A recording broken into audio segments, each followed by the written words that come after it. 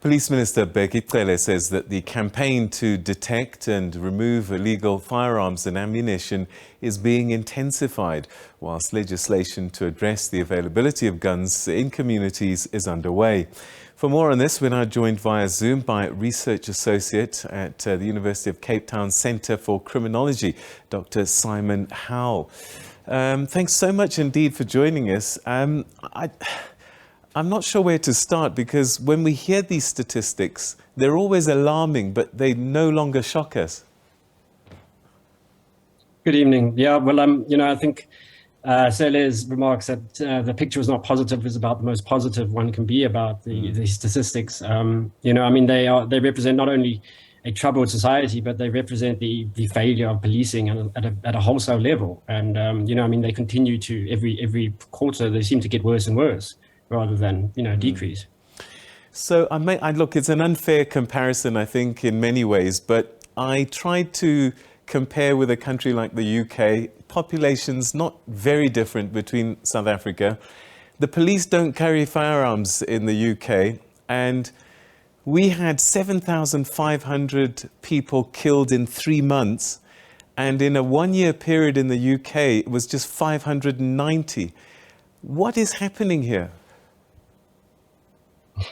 Well, I think, firearms are one aspect of that concern, in the sense that they obviously provide a easy means by which to commit murder or homicide, or, to generally harm other people. But I think there's more complexity here, in the sense that our society is fundamentally fragmented, and, the vast swathes of our communities live in poverty and in marginalized conditions.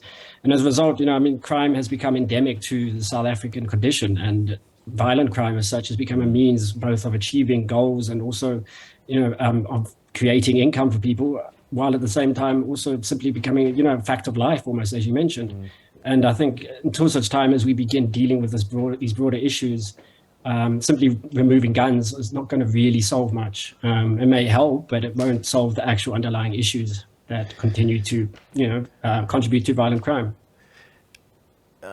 Just this past week, we ran a story about hired assassins. And one of the central themes in there was the assistance that they were getting from the police. So we're fighting on two battles: A, police failure, because they don't have enough resources, etc., etc. But at the same time, a corrupt police, it sounds like. Yeah, one of the key issues around firearms, for instance, is the corruption within the police, and the failure of, well, not only the failure, but the police selling information to people who might want to acquire firearms. So, for instance, when firearm owners register guns at the police station, that information then ends up in the hands of people who end up ultimately breaking in and stealing the guns.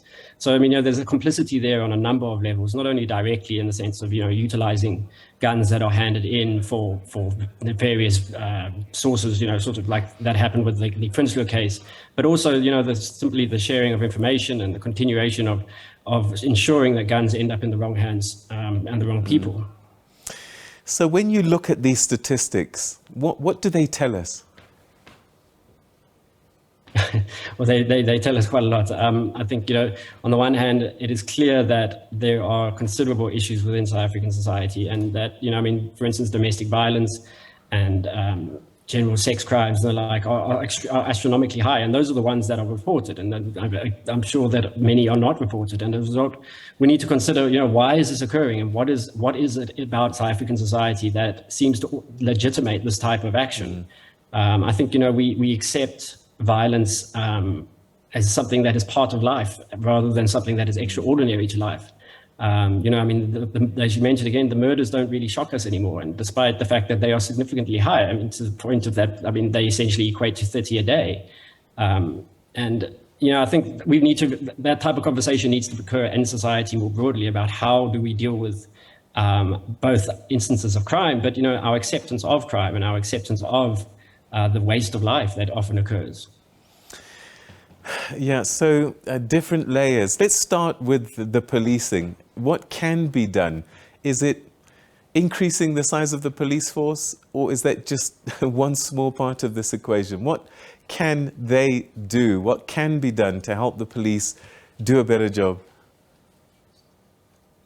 Well, I think, I mean, the police obviously do need further resources, but they also need to manage those resources in a strategically more efficient manner. So, I mean, that is prioritizing resources where they are needed, prioritizing personnel and, vehicles and the like where they're needed. But also, I think there needs to be an internal conversation about the police and what it means to be the police in South Africa. And I think that extends everything from dealing with corruption and dealing with various forms of illegal activity to providing an outlet for people who are traumatized, so as that the police can deal with and essentially get the help they need when it comes to the various forms of trauma that they experience on a daily basis. So I mean, I think it's a whole raft of changes and alterations that are needed. They also need to, I think, relook at where there have been successes in the past. So, for instance, in terms of firearms, Operation Impi had quite a lot of success, and there were a number of cases where investigations there in pending, which seemingly just stopped being investigated. So, I mean, there is plenty of leads for people to follow, but they need to essentially move beyond the politics of policing and do the policing itself. I think in terms of firearms as well, there needs to be a more rigorous oversight of the stockpile and stockpile management of guns and the guns that are handed in or confiscated from the general public. I mean, it's rarely ever spoken of how many guns are in the stockpile at any one time and how many have been destroyed, how many have been lost. Or, it's essentially providing a more rigorous framework for accountability or holding the police accountable in terms of firearms specifically.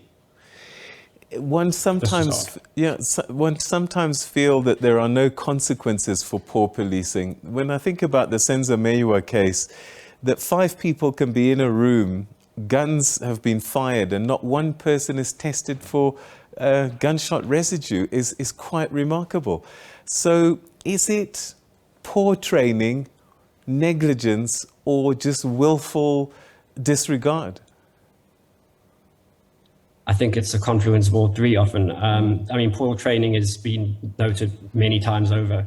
And there are significant issues around training, not only in terms of basic training, but, the sort of refresher courses and ensuring that people understand their jobs and know what to do in their jobs. But then, of course, there is also the concern around corruption and negligence and the lack of actual care and due process. And those type of things, I think, need to be dealt with more stringently in the police. And simply by, I mean, if people ultimately don't do their jobs, and they ought to be either let go or dealt with, because I mean, ultimately this is, they have a responsibility to both to the police and to the public to ensure that they undertake their duties in a rigorous and honest way, more so because they are the police ultimately. Yeah. The other side, of course, is society. And I've got a feeling that most of the killers are known by people, but people are just too scared to speak, witness, and alert the police. What needs to happen to make and create a culture where we report the crimes that we see? Because it can't be happening in broad daylight and nobody knows what's going on. Sure. Well, I think, I mean, there has been a breakdown of the conversation or the relationship between the police and society as a whole. I mean, very few people trust the police. And the police have very little legitimacy in the eyes of the public now. I mean, one of the ironies of gun ownership in this country is that a lot of people initially obtain a firearm because they feel that the police cannot ensure their own safety. And ultimately, those firearms end up in the wrong hands. So, I think that the relationship between the police and society is one that we all recognize is broken down and needs to be fixed, and that ultimately will take a lot of effort on the part of the police, and it means engaging with communities, not only like in terms of grandstanding, but ultimately in a real and meaningful way. That is undertaking to investigate and actually providing conclusions to investigations. It means dealing with public safety issues in a manner that is both effective, but also is cognizant of the ultimate that they are dealing with public safety issues. And I mean, so I think it requires a more cohesive approach to policing, one that is followed through in action, not only in terms of what is said on paper. All right, we've run out of time, but very briefly, is it going to get worse before it gets better, do you think? I don't really want to say so, but I fear it may, unfortunately. All right, Simon, thanks very much indeed for your insights. Thanks for joining us.